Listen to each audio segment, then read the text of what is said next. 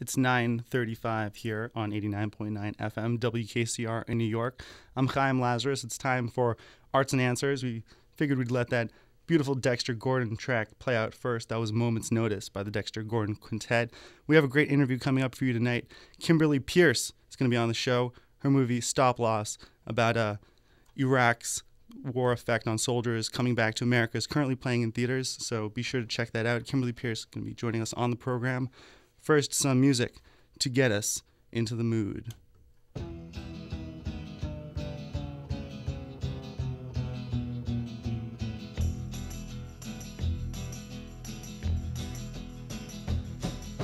You keep saying you got something for me,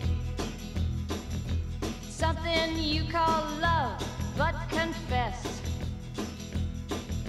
you've been a messin' where you shouldn't have been a messin', and now someone else is getting all your best. These boots are made for walking, and that's just what they'll do. One of these days these boots are gonna walk all over you.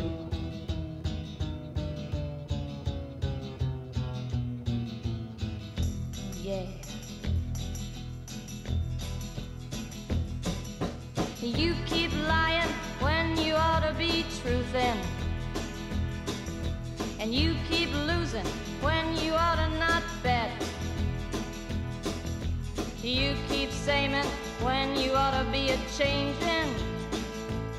Now what's right is right, but you ain't been right yet. These boots are made for walking, and that's just what they'll do. One of these days these boots are gonna walk all over you.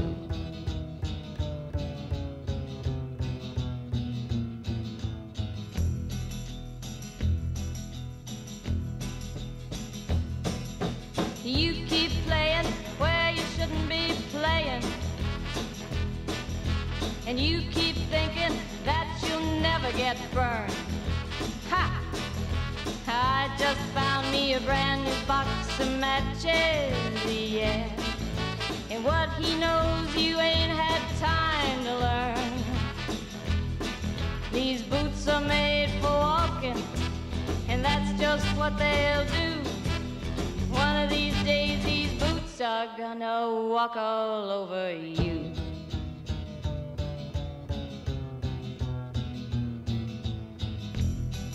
Are you ready, Boots? Start walking.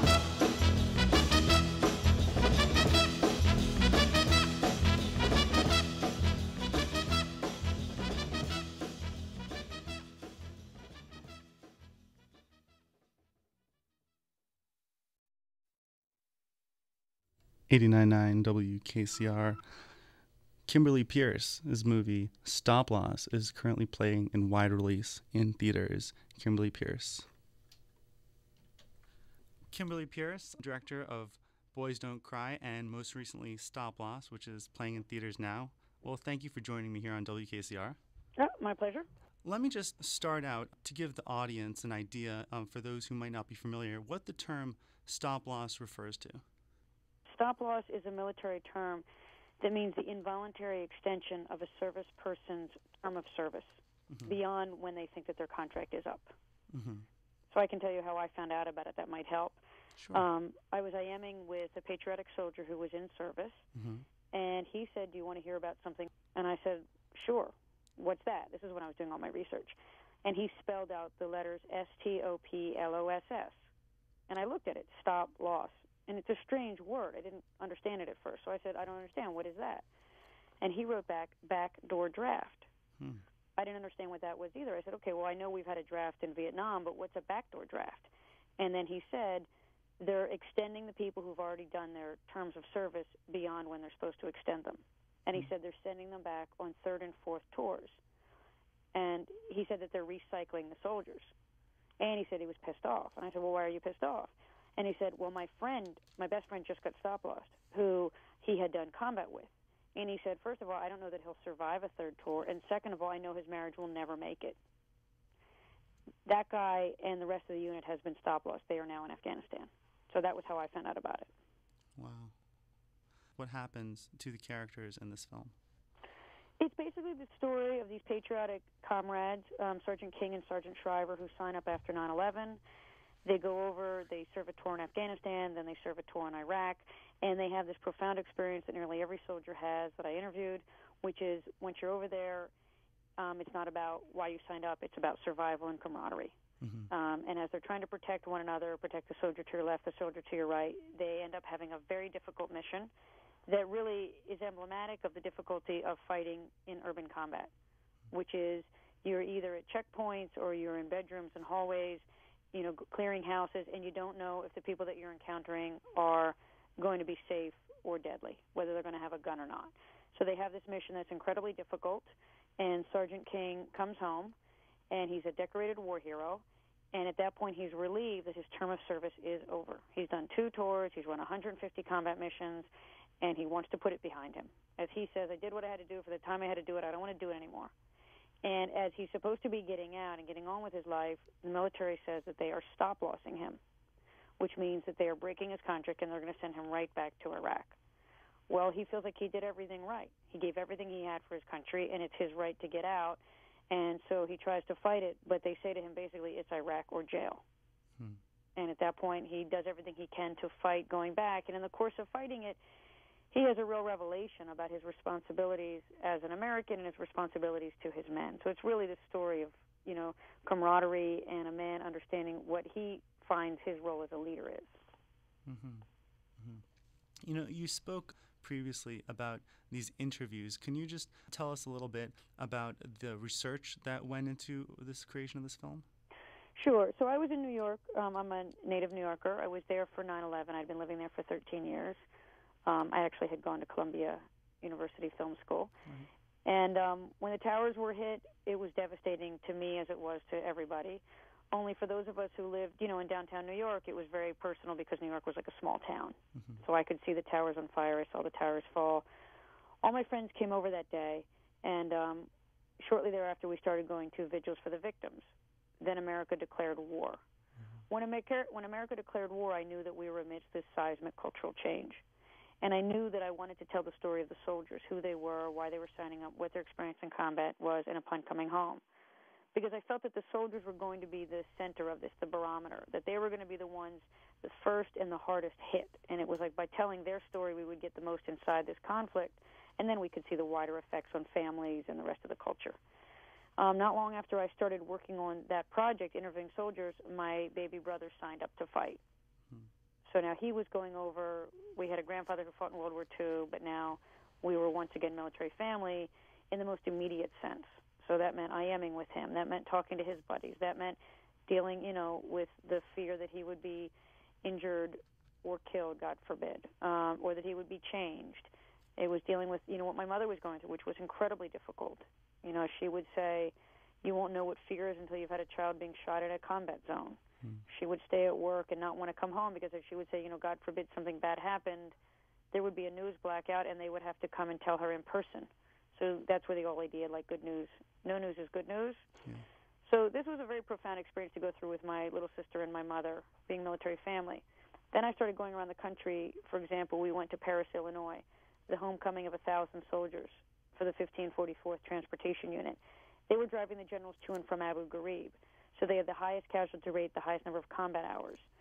So that seemed very interesting to my research partner, Reed Carolyn, and I. So we flew to Paris, Illinois, and we met people in the town, people who had family members fight in nearly every war, different divisions of the military, very pro-military, pro-soldier town, and we just got to know the people. And we filmed the soldiers coming home and saw soldiers meeting their kids for the first time and, seeing their families that they hadn't seen for over a year. So that was a big part of the research. We also interviewed, a number of soldiers in Texas, and that was where we started to get the idea that these patriotic soldiers who signed up after 9/11 would be from a base town that was either like, an Illinois or a Texas. So that was a big part of our research. The other thing that we looked at was soldiers who, in trying to fight against what was going on, then the stop-loss stuff, ended up going back to service and being very frustrated by it. We also spoke to other soldiers who ended up, going on the run, soldiers who ended up in Canada. So we pretty much, every single element in the movie, because it all arose from real stories, we just went out and met real people and listened to what they told us. How many interviews would you say you conducted in all? Wow. I mean, maybe 50, 75. Because it was not only soldiers, but we were looking at so many other people who were handling the soldiers. Sure. It was talking to a commanding officer, talking to somebody, talking to the military family, talking to the GI Rights hotline. We talked to them like a ton to get like a sense of what, how the soldiers were moving through this situation. So probably about 75. Wow. Obviously, you were expecting a certain, animosity, upsetness, feel of betrayal. Did you learn anything really unexpected when you were speaking with these soldiers? Well, I do think that the most profound thing that I learned was that while they sign up and they're willing to die to protect their family, their country, and their home, almost every soldier will tell you when you get over there it's not about that, it's about survival. And it's about protecting the soldier to your left, the soldier to your right. That, to me, is really profound. And it's something I've been thinking about a lot, which is, yes, most people in the military will tell you that, being trained as a soldier to go into combat, you are being trained to kill. That is the goal. And that they're trying to dial back the human instinct to not kill in order to make you an effective killer. That's very interesting to me. What's even more interesting is that what these human beings are taking out of it is most of them don't have a lust to kill. Most of them end up having an even deeper need to connect with one another. And so many of the soldiers said that the relationships that they formed in combat were the most intense relationships of their life. Sure. And that they wanted to get back to those relationships. If you talk to World War II vets, oftentimes they'll say, they've had, wives and children and grandchildren, and still the men that they fought with, that's the most profound relationship. And then I think what's really interesting is that they come home and there's a longing for that camaraderie. Over and over, men will talk about that they missed, the soldiers that they fought with. Sure. And that's part of the difficulty in reassimilating, is that they would like to be able to still have those bonds. And that's interesting to me. Like, I went to San Diego where we screened the movie, a very heavy base town, and the Wounded Warriors. These are guys who've unfortunately been crippled from the war. They all came. They loved the movie. They said, thank you for making it very accurate. And I said to them, what are your feelings about the war? Because for me, it's always just a point of curiosity. How do you feel? What do you want to do? And, one guy said, well, I'd like to go back. And I said, so you'd still like to fight? And he's like, well, being a husband and a father is really challenging. I miss my guys. So that makes me think that maybe we need to provide, situations where these guys can have that kind of bonding even while they're back, stateside. But do you think there's any situation that you can replicate in the civilian world that'll be as intense as protecting your brother from imminent death on the battlefield? No, I do not. I don't think that there is, and it's interesting. I had a soldier recently say to me, I was in a car accident, and man, that was nothing like combat. So I don't think that we would find that kind of intensity of being fired at. I do think it gives these men a chance to be men and perform masculinity and in a way that's obviously very valuable. So I don't think you're trying to compete with that, but I do think that we can do better in terms of providing them situations, I think, that allows a certain form of camaraderie that they're craving. I'm going to assume that, just from your answer to that, a lot of the men, although they certainly weren't happy about being stop-loss, but, they accepted it with a certain amount of, professionalism from what I'm seeing, and, this is their job, and I guess it is technically in the contract. Did you find that although a lot of the soldiers had a certain grace, that the families really is where a lot of the anger came out? The anger came from both sides. It's interesting. I have a website, stoplossmovie.com/soundoff.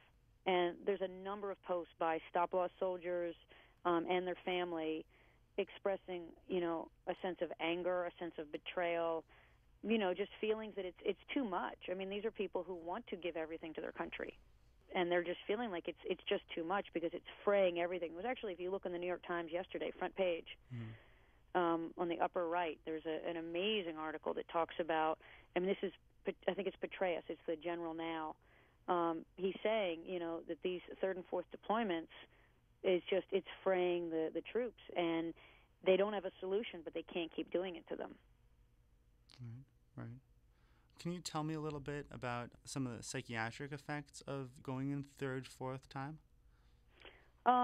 I don't feel equipped to talk about it like statistically. Okay. I can tell you what I've seen, but you'd be really well off to kind of just look up, effects of third and fourth deployments. And it's interesting, again, on my website, I've had people who help veterans come to the screenings, and they're going to start using the movie to teach it. So the things that I have found, and again, it's not fully representative, but certainly the guys get, very attached to the adrenaline.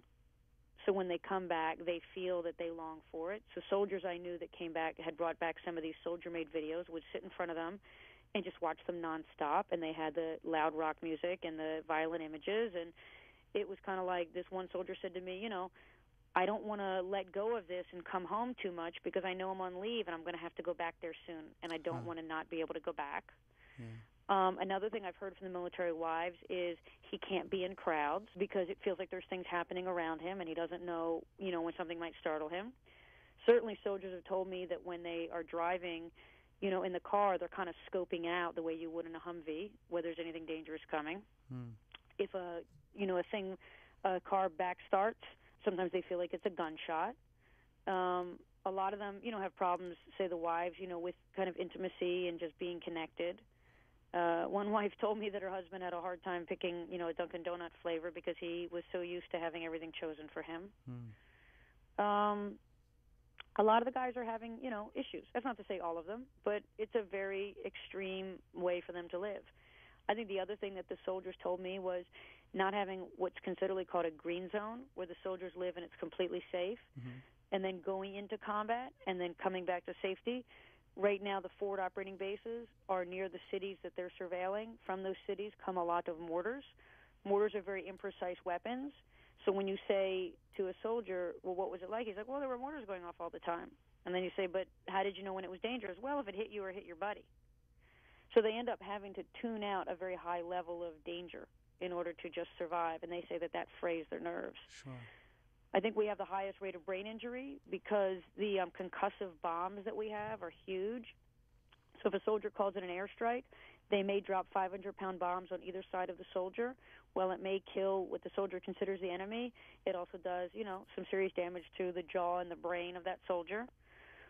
We also have what's amazing is a very sophisticated kind of armor now that keeps soldiers alive who might have died in prior wars, conflicts. So you can lose all your limbs and keep your body intact. I think it's the highest rate of suicide. So, again, what I don't want to do is create a simple portrait of what's happening to every soldier. But certainly, these third and fourth deployments, it's such a great article. You should look at it. It's in yesterday's paper. Oh, you mentioned that your grandfather was a World War II veteran and your brother is a more recent veteran. How do you suppose the generations differ? Why is this war so different? In World War II? Yeah. Well, one way that I think it's different is that was a war that everybody was involved in, meaning most of the men fought, and even the women and the people who were back here, there was rationing, there was working. I mean, it was kind of like the economy was mobilized as a war economy. So everybody was involved, whereas now you have a volunteer army, which means that only a certain section of the population is involved. So what section is involved? Certainly people who have a rich military tradition and believe in that as sort of like a family job. Certainly people in certain parts of the country that have a lot of bases. Base towns are going to have people involved. I think you have a lot of Latins. I think you have a lot of African Americans, some of what some people would call the underclass. But it's not most of the population, which is why, a lot of people in New York and L.A. don't know anybody in the armed services. So I certainly think the fact that it's only a smaller portion of the population that's fighting it is completely different. I certainly think the idea that there's the Internet is very different. I mean, I was IMing with soldiers while they were over there, so they would do a mission and come back and start IMing with me. They were going and they were able to buy bootleg movies. So they were able to keep up with the culture in a certain way and make videos and send them back. I don't think you had anything like that before. People sent letters. It also took a long time to come home before. You had to come back, generally on a ship. That was a lot of kind of like time to reassimilate. Nowadays, one of the things that soldiers say is it's amazing that you're in Baghdad, and then I don't know how many hours, if it's like within 24 hours, you are back in the States. So that's very different. I don't know how long the tours were in World War II, but I think in Vietnam you did one tour. I don't think you had this thing of like the professional army that was like multiple tours. But again, Vietnam was a draft, so it was spread out throughout the culture. Sure. What are you really hoping that this film could accomplish? Did you set out with like a certain goal, like you want to really change something? Well, my whole thing is I fall in love with characters and stories.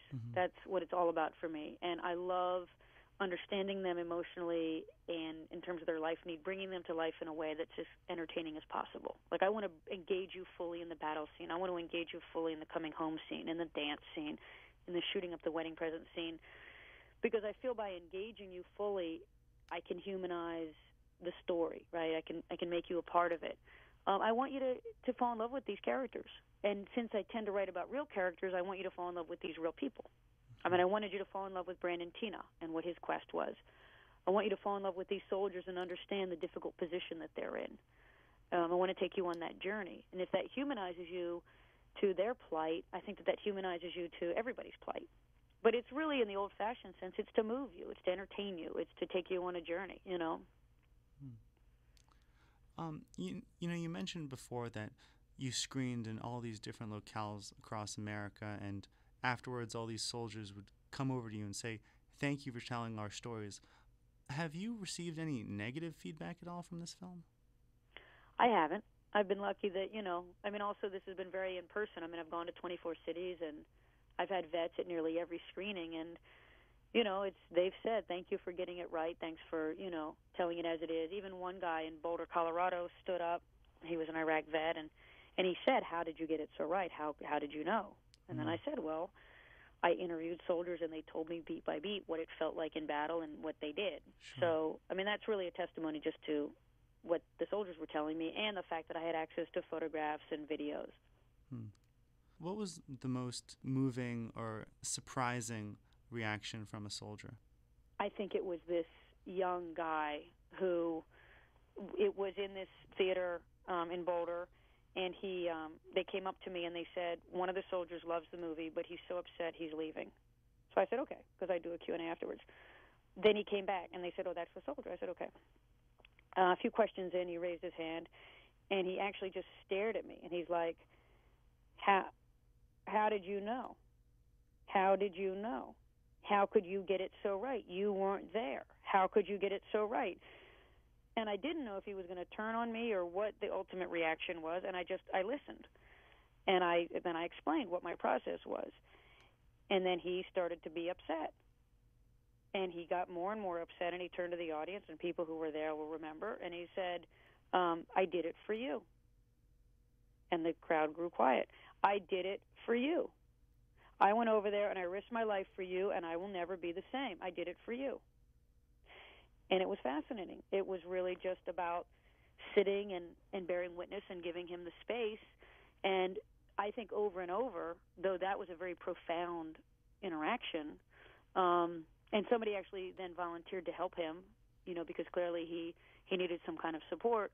I think what's been amazing to me is I'm a big believer in theater and community, sort of in the Aristotelian sense. There's a reason that 2,000 years ago we started having theater, and that we would go to the theater and experience it together. And I love that at all these screenings, these soldiers are standing up and they're expressing themselves. And I've had not only that soldier, but, over and over I had Vietnam vets who are very vocal, and they say, for example, I think it was San Jose, a guy who was over on the left of the theater was in a wheelchair, and he said, I just want to let you know I fought in Vietnam, and I feel like I lost my humanity, and I feel like I'm only now getting it back. Thank you for telling a story that begins to humanize things for the soldier and show people what we go through. Wow. I've had, maybe it was in that screening, I think it was San Jose, I had a POW who had a hat on that said POW. He got up to me. He started to speak, and he couldn't. He started getting upset. And he just said, thank you, and he left. Again, I think it's sad. There's something sad about bearing witness to people feeling sad, but there's also something incredibly helpfully about them feeling safe enough to do that amidst their fellow citizens. I mean, my goal, actually, there is a goal in this.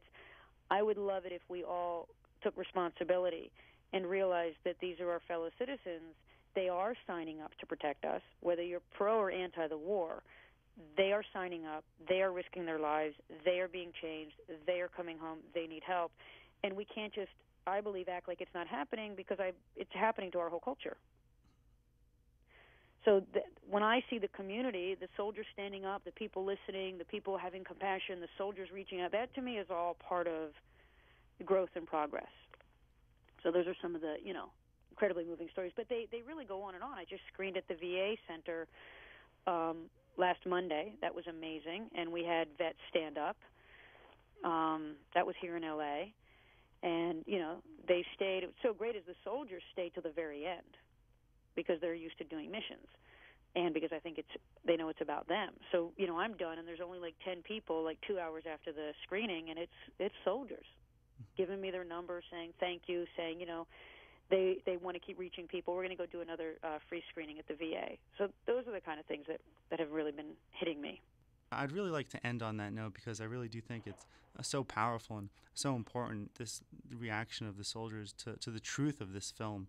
I just like to thank you for making this very powerful and true film, and thank you, Kimberly Peirce, for coming on the program. Oh, it's absolutely my pleasure, and I really hope people go out and see it, and they really should go to the website, stoplossmovie.com/sound-off, because you'll really get a dose of soldiers' voices. Well, thank you, Kim. Sure.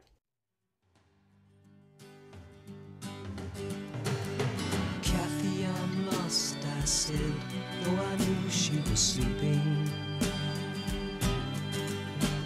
I'm empty and aching, and I don't know why. Counting the cars on the New Jersey Turnpike, they've all